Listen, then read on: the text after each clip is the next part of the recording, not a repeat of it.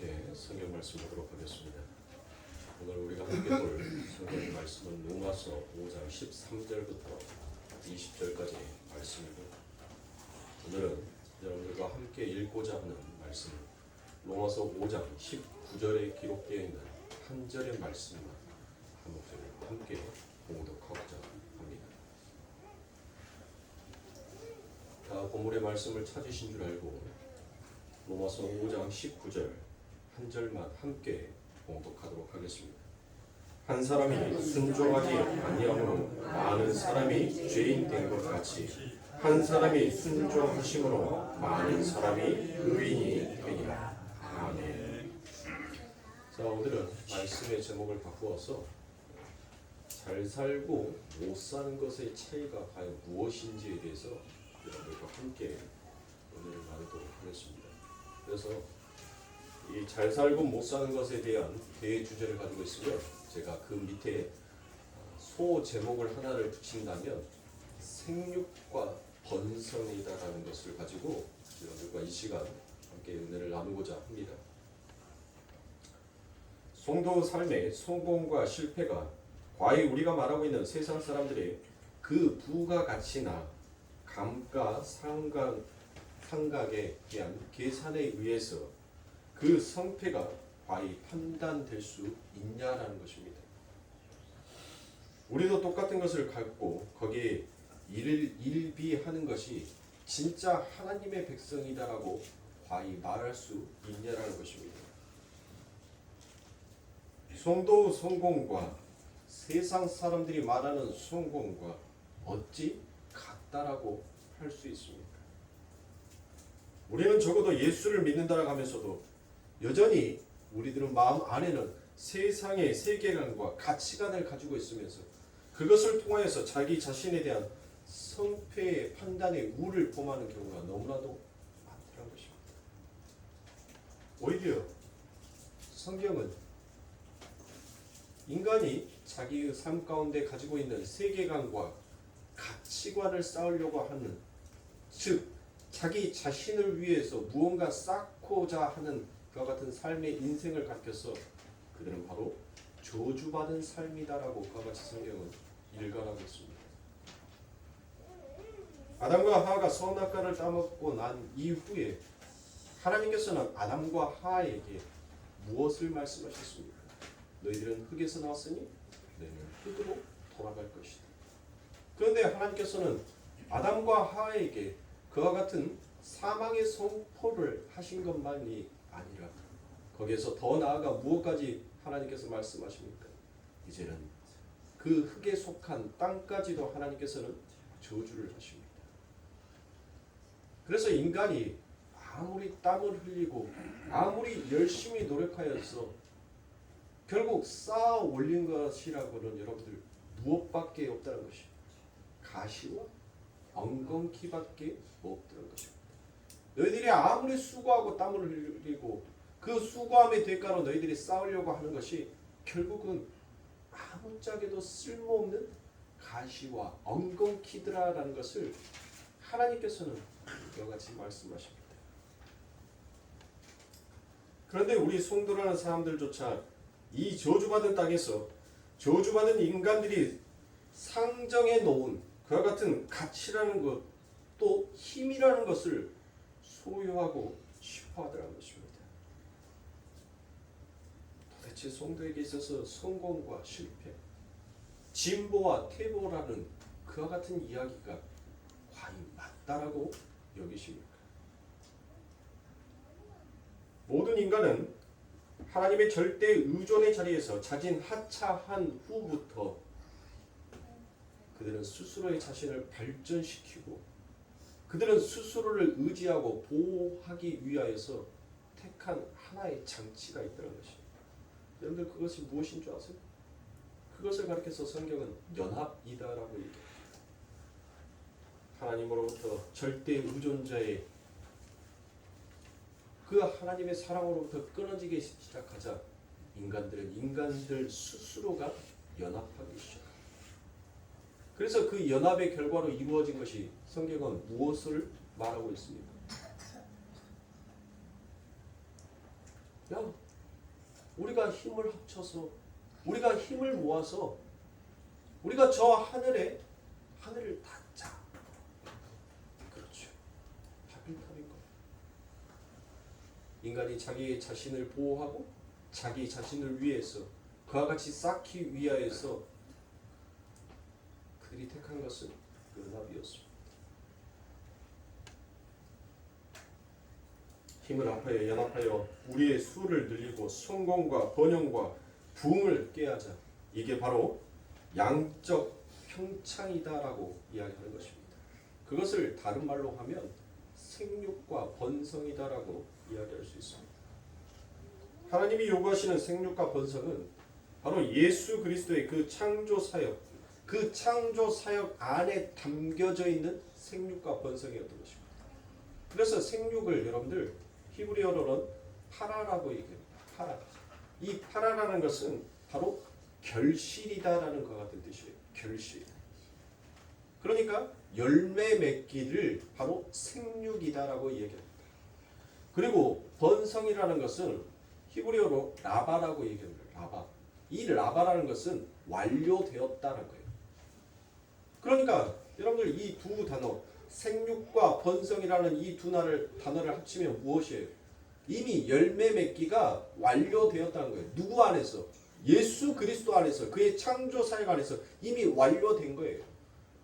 그래서 인간이 여러분들 하나님께서 혼돈하고 공허한 이 세상 가운데 하나님의 신이 수면 위에 운영을 하시자 하나님께서 첫 창조의 사역을 인간을 창조하시는 것이 아니었던 것입니다. 하나님의 일은 하나님이 하시는 거예요. 피조물은 피조물의 일이 따로 있더라는 거예요. 그 피조물의 일은 무엇이에요? 바로 하나님께서 나를 어떻게 새롭게 창조해 내셨는지를 그것을 아는 것입니다. 즉 하나님을 하나님으로 인정하는 자만 무엇을 간직할 수 있어요? 안식을 간직할 수 있어요. 성경 어느 곳에도 여러분들 하나님께서 천지를 창조하시고 난 다음에 인간이 일을 하였다라는 것과 같은 이야기가 단 한 군데도 없습니다. 아담에게 첫 번째 주어졌던 생육하고 번성하여서 이것들을 정복하고 다스리라는 것과 같은 명령은 이미 하나님께서 무엇했어요?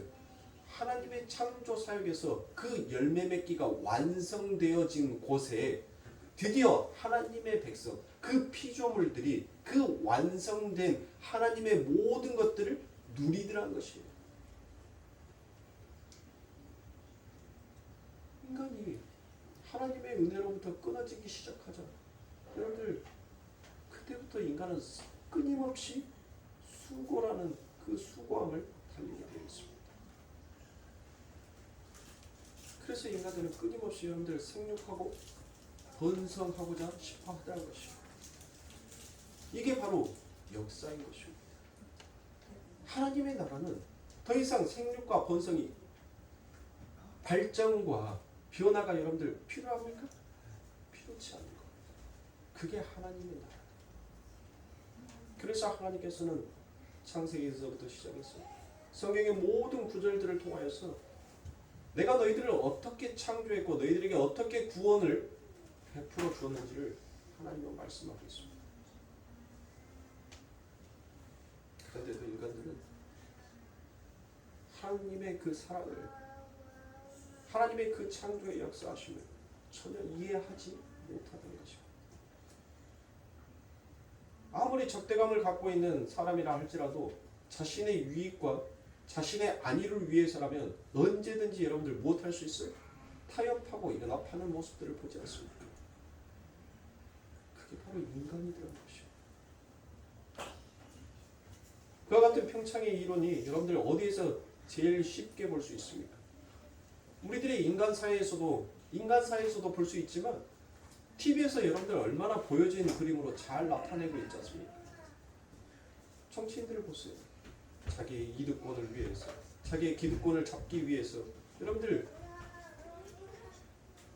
오늘의 동지가 내일의 적으로 변하는 것이 여러분들 그게 바로 세상이라는 것을 우리는 TV의 매체들을 통해서 여러분들 잘 보아야 합니다. 그런데 인간들은 그것을 가지고 바로 성공이다, 이것이 정의이고 이것이 진보다라고 그와 같이 얘기를 한다는 것입니다. 그래서 대다수의 많은 사람들이 이야기하는 것은 그게 정의고 옳다라고 얘기합니다. 그것을 다른 말로 우리는 또 무엇이다라고 표현을 해? 그걸 민주주의다라고 그와 같이 포장을 하는 것입니다. 이 역사는 이렇게 인간의 추잡함과 인간의 추악함을 자꾸 아름다운 용어를 사용해서 자꾸 포장하려고 들더라는 것이죠. 근데 그 안에 실체는 무엇이더란 거예요? 휘칠한 무덤과 같다는 것입니다. 겉은 화려하고 이론상으로는 아름다운데 그 안에는 서로가 서로를 잡아먹고 뜯어먹기 위한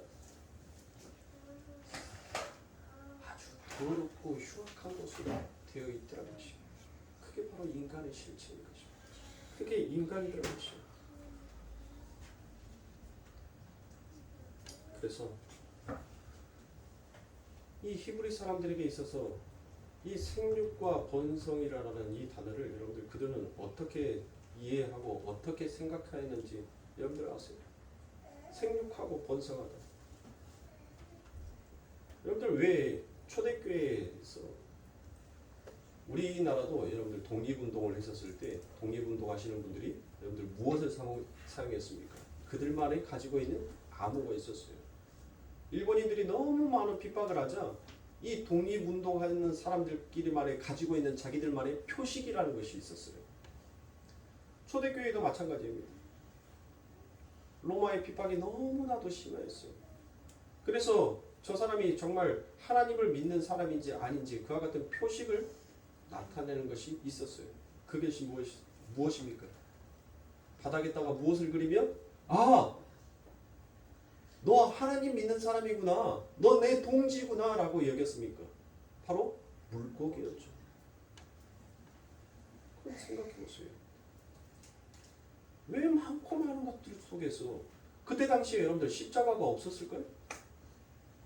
십자가가 있었겠죠. 그러니까 십자가 처형이라는 것으로 통해서 우리 예수님께서 돌아가셨으니까 바닥에다 십자가를 그려도 될 거 아닙니까? 그런데 왜 그 많고 많은 표식들 속에서 왜 물고기냐 말이에요. 왜 물고기를 택하였을까? 그리고 또 성경에서는 이와 같은 물고기에 관련되어 있는 이야기가 참 많은 다수의 이야기들을 차지하고 있는 것을 우리가 볼 수 있습니다. 그러면 이 물고기가 가지고 있는 뜻을 우리가 좀 알아볼 필요가 있죠. 이 물고기라는 것이 바로 다가입니다. 다가. 이 다가라는 말은 바로 다가라는 말이 바로 생성되어진 것이 아닙니다. 이 다가라는 말은 히브리어 다그랑 그 다음에 다그라는 이 두 단어가 합성되어져 만들어진 단어가 다가입니다. 다가.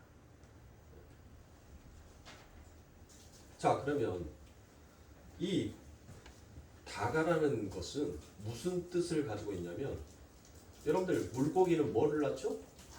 알을 낳죠. 근데 물고기가 알을 낳는데 한두 개만 낳나요? 아니죠. 물고기가 알을 낳으면 굉장히 많은 알을 낳는단 말이에요. 그래서 이 다가라는 말이 바로 알을 낳다.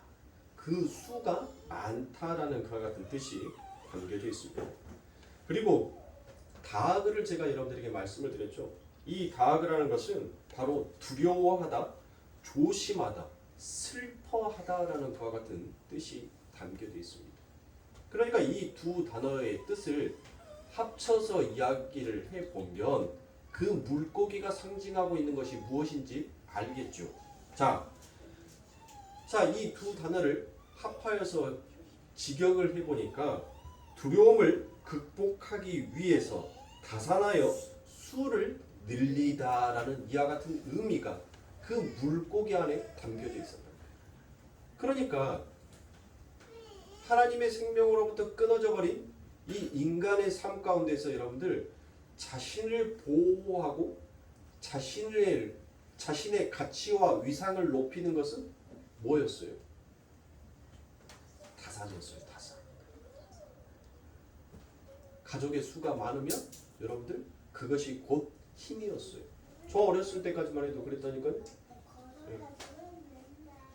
저 어렸을 때 제가 지금은 작지만 제가 국민학교 다녔을 때는 그래도 어느 정도 큰 편이었어요. 근데 아니 키가 이렇게 저보다 더 작은 아이가 있어요. 나 한 대 쾅 하고 때렸단 말이에요. 근데 이 녀석이 점심시간 때 5학년, 6학년, 4학년 지금 형 누나들을 다 불러갖고 너 왜 우리 동생 때렸어 하면서 그거 하는데 뭐 말도 못하고 준육 들어가서 네 하고 미안해 너 사과해 하길래 미안해 나는 사과할 마음이 없는데 뭐예요? 아니 가수가 와가지고 너 왜 내 동생 괴롭혔어 라고 그렇게 얘기하니까 어때요? 할 수밖에 없는 거예요. 그 힘에 눌려서. 아니 제가 어렸을 때까지만 해도 여러분들 그랬었는데 이 고대 시대 이 이스라엘 백성들이 살았던 시대를 여러분들 한번 생각해 보시라고. 지금도 마찬가지예요. 여러분들 자녀 낳아서 키우기 힘드시지만 여러분들 그 자녀 한 명 한 명을 계산해 보세요. 요즘 집값이 얼마예요? 집 한 채가 얼마냐고. 집 한 채 못 사더라도 여러분들 4억은 줘야지 여러분들 집을 사요. 그러면 자식이 한 명이면 몇 억이에요? 두 명이면 몇 억이에요? 세 명이면 몇 억이냐고요. 부자잖아요 여러분. 지금도 그와 같은 산수의 우리의 수의 계산으로만 놓고 보더라도 자녀가 많은 것이 여러분들 키우기는 힘들지만 그게 부였단 말이에요. 그때 당시에도 마찬가지예요. 그래서 이스라엘 백성들은 늘 그들의 삶 가운데 이와 같은 하나님으로부터 오는 그와 같은 공급에 더 이상 뭐 할 필요 없는 자기의 수고와 노력을 할 필요 없음에도 불구하고 인간은 늘 이와 같은 마음들을 가지고 있었어요. 수를 늘려야지만 그래야지만이 뭐 할 수 있어요? 자기를 지키고 보호할 수 있지 않습니까? 에서와 야곱을 보세요 여러분들. 그 비열한 야곱이 뭘 선택합니까? 자신을 보호하기 위해서 몇 개의 벽을 쌓죠? 보세요. 그게 인간이 가지고 있는 연합이었고 그게 인간이 가지고 있는 힘의 가치 세계관이었던 것이죠. 그것을 요즘의 인류는 바로 무엇으로? 돈으로? 물질로? 자기의 명성과 권력으로 그 모든 것들을 자기를 방어하고 지키려고 하더라는 것이요. 이것이 하나님께서는 인류의 죄다라고 그와 같이 얘기합니다. 그런데 성경에서는 여러분들 알에서 태어난 것을 알을 성경에서는 무엇으로 여겨요? 부정한 것으로 여기죠. 성경에서 알을 부정한 것으로 여겨요. 그래서 물고기가 여러분들 알에서 나오죠. 난태생이란 말이에요. 네? 알 난자를 쓰니까 난태생이란 말이에요. 난태생. 이 세상의 모든 태어난 생물들은 전부 다 난태생이에요. 난태생. 인간은 그 안에 포함되어 있지 않다라고 얘기하는 사람들도 있지만 여러분들 인간 역시도 뭐예요? 난태생이라고. 왜요? 아이가 여러분들 엄마 뱃속에서 그냥 삽니까? 아이가 어디에 쌓여 있어요? 양수에 쌓여 있죠. 그 양수의 막이 터져야지만이 거기에서 뭐가 나오는 거예요? 아기가 응애 하고 나오는 거죠. 그러니까 이 인류의 모든 자들은 전부 다 난태생, 알, 즉 부정한 자의 상태로 놓여져 있는 거예요. 부정한 자. 그러면 여러분들 성경에서 부정한 자들은 여러분들 무엇 한다겠습니까? 결국은 다 죽어야 되는 것이 그게 하나님 나라의 법칙이에요. 그러면 이 인류의 모든 자들 아담과 하와의 범죄로 인해서 태어난 모든 자들은 전부 다 죽어 마땅한 자가 맞습니다. 그런데 하나님께서는 거기에 구원의 사역을 더하시더라는 것이요. 그것이 바로 무엇입니까? 창세기에서 하나님께서 혼돈하고 공허한 이와 같은 세상 가운데 하나님께서 무엇을 말씀하십니까? 하나님의 신이 수면 위에 덮으시더라. 그것을 우리가 다른 말로 무엇이다라고 말을 했죠? 라하 라프라고 얘기했죠. 라프는 뭐예요? 암탉이 그 알을 품는 것처럼 하나님께서 그와 같이 이 부정한 역사, 죽음으로 갈 수밖에 없는 이 역사의 가운데 하나님께서 하나님의 사랑으로 무엇을 한 겁니까? 그 난태생 전부 다 부정한 알만 있는 이 역사 가운데 하나님께서 드디어 하나님의 그 사랑의 옷자락으로 덮어버리기 시작할 것입니다. 하나님의 그 사랑이 덮어버리자 즉시로 이 세상 가운데 무슨 일이 일어나더라고요? 그 첫째 날 혼돈하고 공허한 그 역사가 이제 물러가더란 거예요. 부정이 떠나가더란 거예요. 사망이 물러가더란 것이에요. 그 사망이 물러가자 드디어 그곳에 무엇이 생깁니까? 빛이 생기더란 거예요. 드디어 그곳에 하나님의 생명이 그 안에서 새롭게 나오더란 것이에요. 물고기는, 병아리는, 달걀은 여러분들 달걀 그 상태로서는 절대로 뭐 할 수가 없어요? 살 수가 없어요. 부화될 수가 없단 말이에요. 절대로 지 스스로 자기 혼자의 힘으로는 죽었다 깨어나도 달걀은 자기 혼자 힘으로 병아리가 될 수가 없어요. 그 알을 깰 수 있는 능력도 힘도 없어요. 그런데 암탉이 자기의 온 몸을 헌신하고 자기의 모든 것들을 버려버리자 그 버림으로 인하여서 그 알에게 무엇이 들어가게 되더란 거예요? 하나님의 사랑, 하나님의 생명이 부어지게 되자 드디어 그 알이 그 부정한 것을 깨버리고 생명으로 탄생되어져 나오더란 것이에요. 그게 하나님께서 말씀하시는 구원인 것입니다. 저와 여러분들은 이 역사 가운데 부정한 자로 태어난 거예요. 전부 다 알에서 태어나지 아니하는 사람이 한 명도 없기 때문에. 그런데 우리들은 하나님의 그 은혜를 이제 새로운 생명으로 탄생되어졌게 됐다.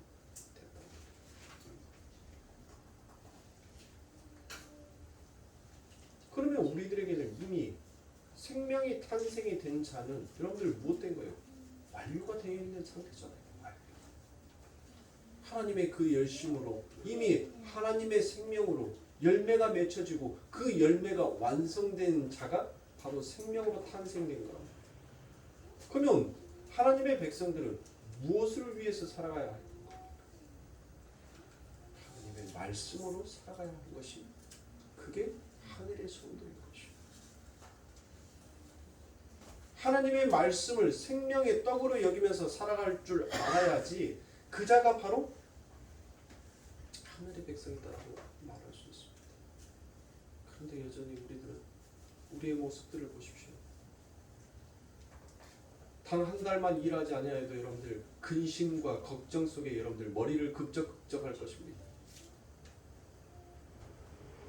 내 삶 가운데 있어서 나의 수고와 나의 노력을 보태지 아니하면 하나님께서 일하여 주시지 아니하겠지라는 그와 같은 부정한 생각들을 우리들이 얼마나 많이 갖고 있냔 말이에요. 정말 우리가 하나님을 믿는다면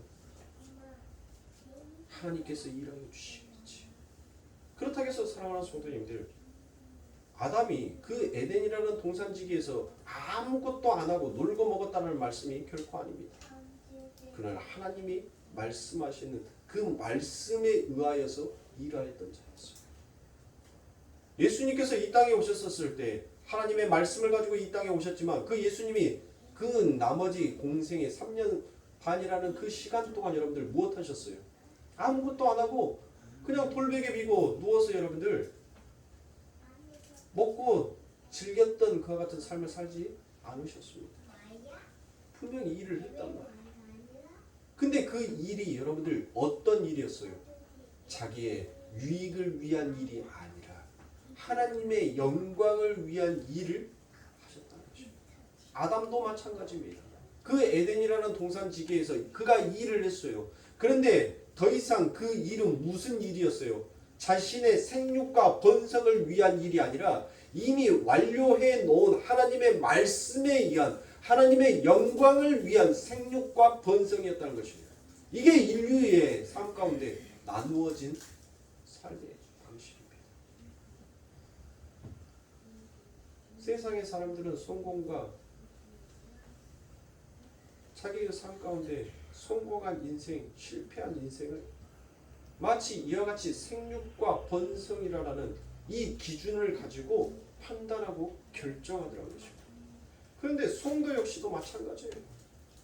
내 삶 가운데 무엇인가 늘어나게 되면 그것이 성공이고, 내 삶 가운데 무언가 더 자라나고 발전되면 그것이 참 진보의 삶이다라고 생각합니다. 자꾸 뒤로 가고 자꾸 후퇴하는 것을 퇴보다라고 여겨요. 그걸 실패다라고 여기더라는 것이에요.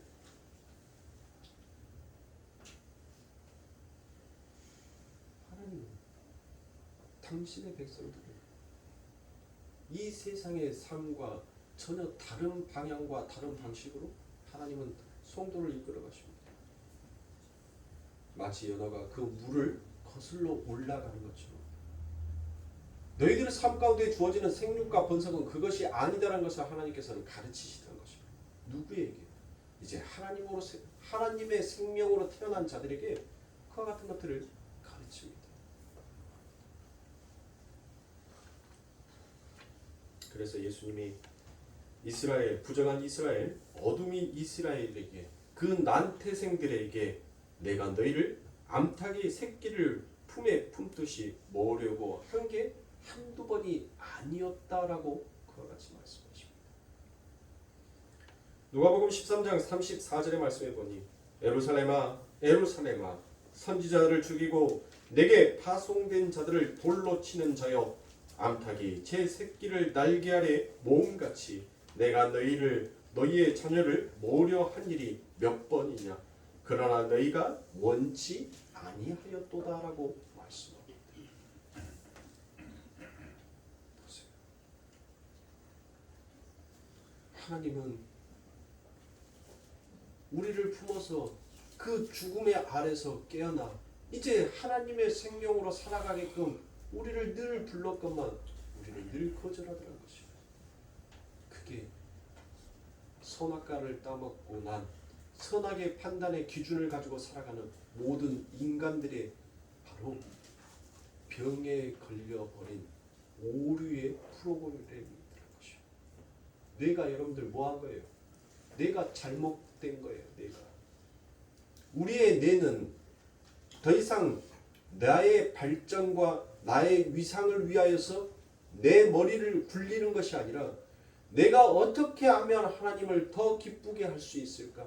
내가 하나님을 어떻게 더 영화롭게 할 수 있을까? 내가 하나님의 말씀 앞에 어떻게 하면 더 잘 듣고 잘 깨닫고 더욱더 순종할 수 있을까를 생각하고 고심해야 하는 우리의 뇌가 이제 하나님이 아닌 자기를 그 머리에다가 놓고 굴리기 시작하더라는 것이에요. 그러니 하나님의 말씀을 늘 뭐 하는 거예요? 배척하고 거부할 수밖에 없는 것입니다. 왜 내 인생에 간섭해? 왜 자꾸 나를 내버려 두지 않냐고. 내가 원하는 것을 주면서 나에게 간섭을 하든지, 내가 원하는 것은 주도하지 아니하면서도 왜 나를 간섭하려고 해? 나를 좀 내버려 둬. 내가 아프기 시작한 거예요.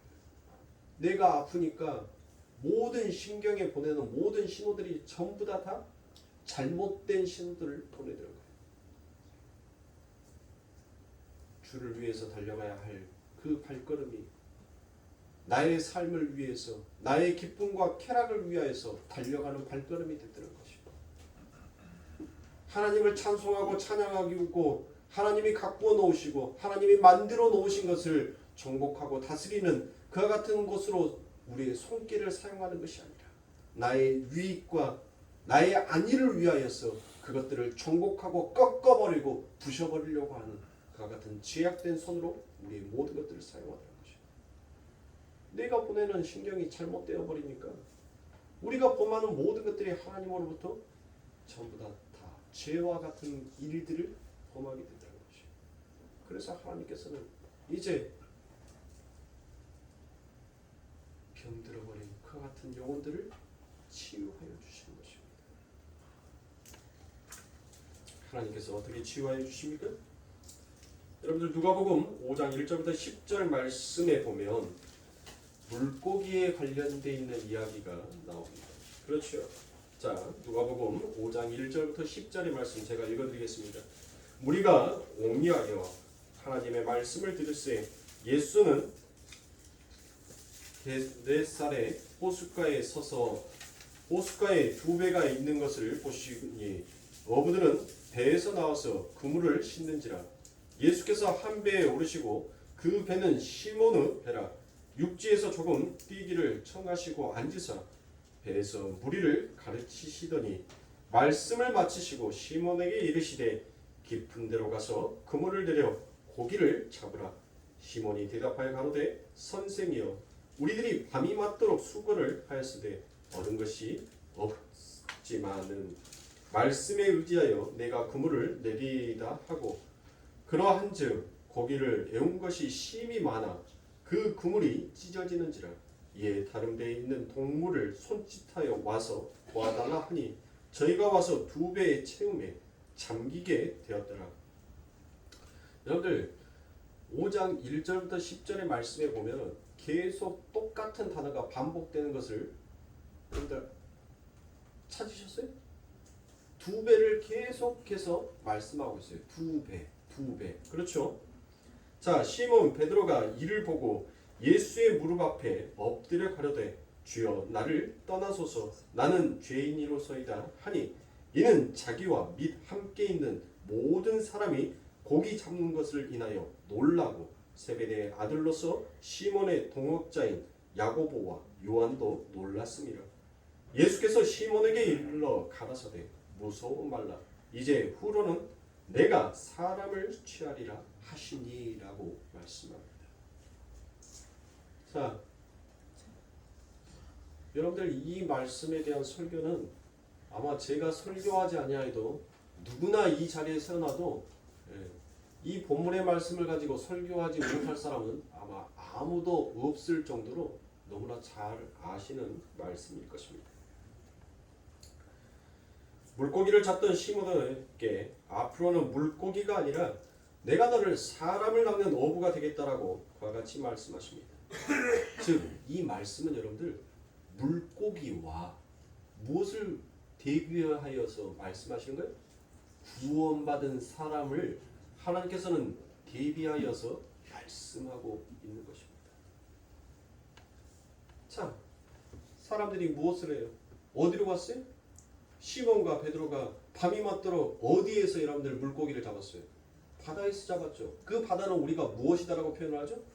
저주다라고 얘기하잖아요. 물은 저주다라고 그와 같이 얘기를 하니까 그들이 저주받은 그 바다에다가 그들의 수고로 인하여서 그물을 내렸단 말이에요. 그들이 무엇을 잡기 위해서 그물을 내렸어요? 물고기를 잡기 위해서. 물고기를 잡는다는 것은 그들의 무엇이 담겨 있는 거예요? 수고와 땀이 담겨져 있는 거죠. 근데 그들이 밤이 맞도록 수고와 땀으로 그물을 내렸지만 그 그물은 뭐예요? 자신의 인생에서 자신이 가꾸고자 싶어하는 가치와 세계관을 이 저주받은 역사에다 던졌어요. 모든 인류의 역사를 살아가고 있는 모든 인간들이 자신이 가지고 있는 선악의 체계로 자신이 가지고 있는 가치와 세계관과 지혜의 그 체계를 가지고 촘촘한 그물을 짰단 말이에요. 그 그물을 가지고 여러분들 뭐 했어요? 이 저주받은 역사 가운데 그 그물을 내렸단 말이에요. 밤이 맞도록 수고했단 말이에요. 그들의 삶 가운데 무엇이 없다는 거예요. 즉 이 말은 쉼, 안식이 이제 끊어져 있는 상태라는 것이에요. 그런데 그들이 얻은 것이 있다고요, 없다고요? 자, 하나님께서 아담과 하와가 범죄하자 그들에게 무엇을 말씀했습니까? 땅에게 뭘 말을 했어요? 너희들은 뭘 낼 것이다? 가시와 엉겅퀴를 낼 것이다 라고 얘기했죠. 이 역사의 모든 사람들이 열심히 자기가 짜놓은 그 그물을 가지고 세상 가운데 던진단 말이에요. 저주의 바다에 던져요. 근데 그렇게 수고했는데도 못하는 거예요. 자기들이 원하고 자기들이 만족할 만큼의 그와 같은 수확을 얻지 못한다는 것입니다. 그러니 그들은 못하는 거예요.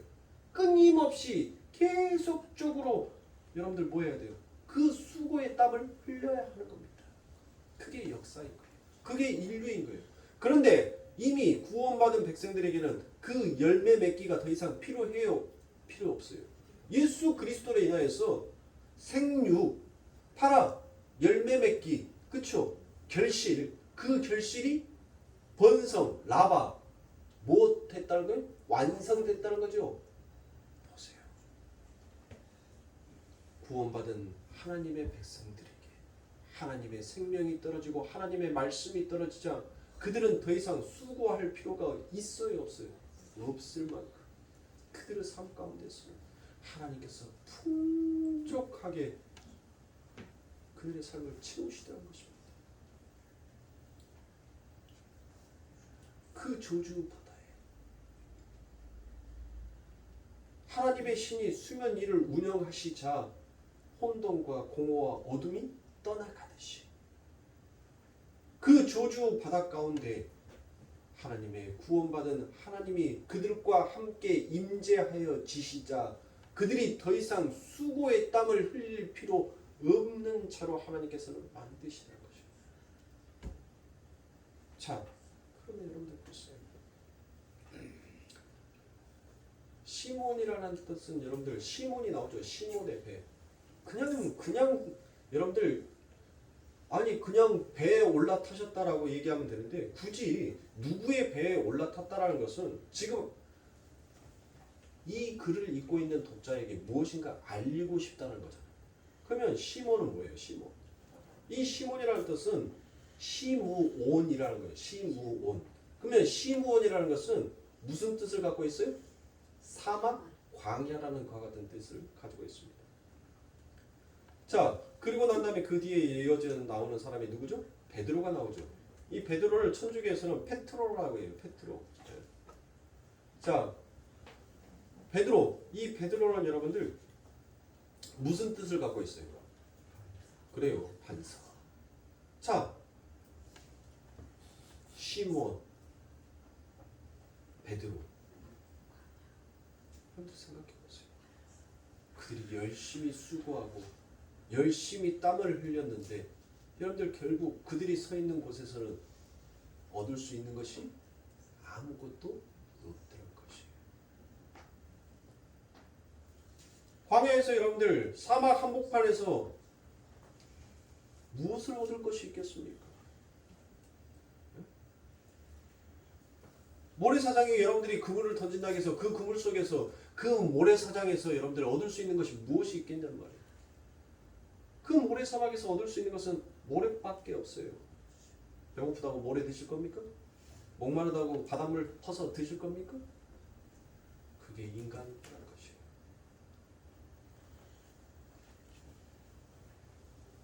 그러면 하나님께서는 지금 이제 내가 너를 다시는 이 물고기를 낚는 자가 아니라 이제는 사람을 낚는 자가 되게 하겠다는 것은 뭐예요? 지금 너의 상태는 뭐다는 거예요? 너는 물고기였다는 거예요. 물고기. 지금 베드로에게 무엇을 얘기하는 거예요? 너는 구원받기 전에 나의 말씀이 너에게 임하기 전에는 너는 뭐였다는 거예요? 너는 물고기였다는 거예요. 너는 물고기였는데 내가 지금 뭐 했다는 거예요? 내 말씀으로 여러분들 성령이 우리를 뭐 했다라고요? 우리를 베드로에게 그러잖아요. 네가 젊어서는 네 마음대로 돌아다녔을지 모르겠지만 이제는 내가 너에게 띠를 매어서 이제는 네 마음대로 돌아다니지 못하고 내가 원하는 길로 가게끔 내가 너를 만들겠다라고 말씀하시잖아요. 예수 그리스도께서 하나님이 그 말씀의 그물로 지금 무엇한 거예요? 베드로를 건져버린 거예요. 낚아버린 거란 말이에요. 낚아서 뭐 하는 거예요? 여러분들 그물에 걸린 물고기를 낚아가지고 육지에다가 던져놓으면 어떻게 돼요? 죽죠. 아니 물고기가 물 안에서만 살지 물 밖에 나오면 여러분들 어떻게 돼요? 죽잖아요. 죽어. 그러면 그 뜻은 뭐예요? 하나님께서 내가 너를 죽여서 이제 뭐 만들겠다는 거예요? 너를 사람을 만들겠다는 것이 그게 하나님의 말씀이에요. 그게 이 안에 담겨져 있는 구원이 무엇인지를 지금 대조하여 설명하고 있는 하나님의 말씀이란 말이에요. 뭐 하나님의 뭐를 우리가 충성하고 순종을 하고 그 말씀에 복종을 하면 하나님께서 그냥 우리 삶 가운데 그물이 찢어질 만큼 돈 보따리를 갖다 준다는 그런 말씀이 아니라, 에? 우리는 그와 같은 부정한 자, 죽어 마땅한 자인데 이제 아버지 하나님의 말씀이 우리를 구원하여서 생명을 낳는 자로, 생명을 잉태하는 자로 내가 너를 다시 새롭게 창조해 내겠다라는 그 같은 말씀이에요. 그러니까 하나님은 백성들에게 생육과 번성은 어떤 식으로 나타나는 거예요? 내 육신의 삶, 육의 모든 삶들이 여러분들 전부 다 끊어져 가는 거고, 그리고 하나님의 말씀으로 이제 새로운 생육과 번성이 내 삶 가운데에서 나타나게 됩니다. 그러면 그 새로운 생육과 번성은 어떤 식으로 나타나요? 바로 예수 그리스도를 나의 아버지로, 하나님의 아들로, 하나님으로 인정하고 그분을 섬기고 복종하고 순종하는 그와 같은 생육과 번성으로 내 삶 가운데 나타나게 되는 것입니다. 그런데 여러분들, 이 역사 가운데 그와 같은 일들이 우리들의 삶 가운데 쉽게 나타나겠어요? 여러분들, 사돈이 땅을 사는데 왜 내 배가 아프냐고요? 네? 아니 사돈이 잘 살면은 뭐예요? 내 딸이 두 다리 두 발 쭉 뻗고 고생 안 하고 사니까 여러분들 뭐 하는 거예요? 오히려 더 기뻐하고 즐거워해야 될 거 아닙니까? 어? 내 자녀가 더 편하게 살고 더 이제 누리면서 살 수 있을 거라고 생각을 하면서 좋게 여러분들 생각하고 살아야 하는데 우리의 마음이 무엇하더라고요? 사돈이 땅 사면 배가 아프더라는 것이죠. 우리가 하나님의 말씀으로 여러분들 뭐예요? 하나님의 말씀으로 그렇게 잘 빚어져서 잘 양육되어서 가면은 여러분들 누가 배가 아파요? 마귀가 배가 아파요. 잘 되는 꼴을 못 본단 말이에요. 잘 되는 꼴을. 그래서 자꾸 우리를 현혹시키고 미혹시키려고 하는 자들이 나타나는 것입니다. 그 자들이 어떻게 나타나요? 요한계시록을 갑니다. 요한계시록에 가면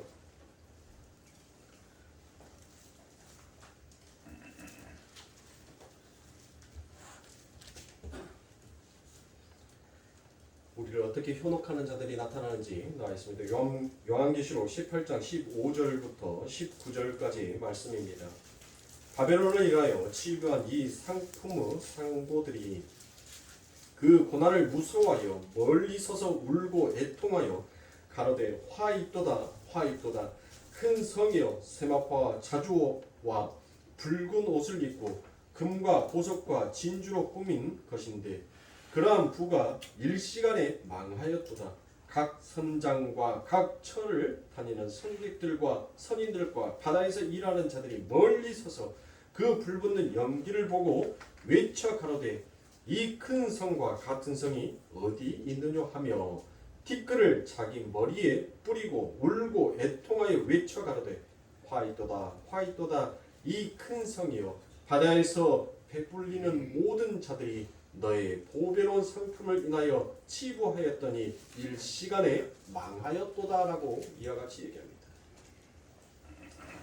자, 여기에서 여러분들 뭐가 나와요? 몸 배가 나오죠. 근데 그 배가 어떤 배예요? 장사하는 배다라고 그와 같이 얘기합니다. 그렇죠. 장사하는 배. 자, 근데 이 장사하는 배가 여러분들 무엇까지도 장사를 하더라고요? 영혼까지도 거래를 하더라라는 것입니다. 그들의 품목에 사람의 영혼이 들어가 있더라라고 그와 같이 얘기합니다. 자, 여러분들 이 이야기는 무슨 이야기예요? 뭘 이야기하는 겁니까? 가짜 교회를 얘기하는 거. 가짜 교회.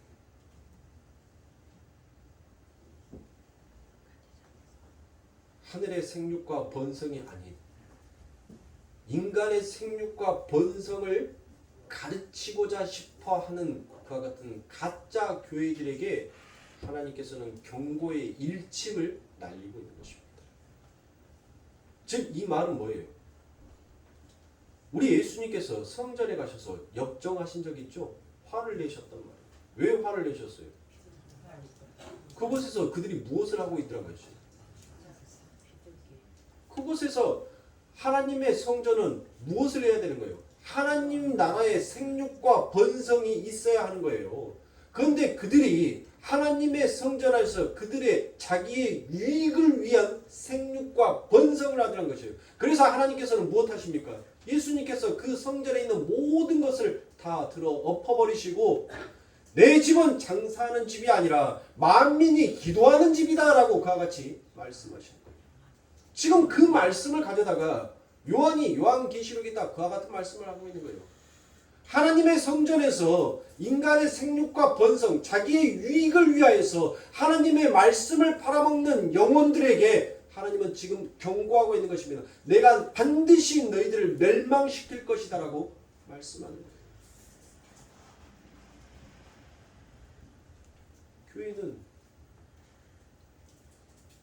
교회 안에서 여러분들 장사 좀 하면 어때요? 라고 생각하시는 분들이 있겠지만 교회는 자기의 유익을 구하는 곳이 아닙니다. 교회는 하나님의 영광을 드리우고 하나님 앞에 영광을 돌리기 위하여서 세워진 곳이지 교회는 자기의 안위와 자기의 유익을 위하여서 하나의 수단과 방법으로 선택하는 곳이 아니라는 것입니다.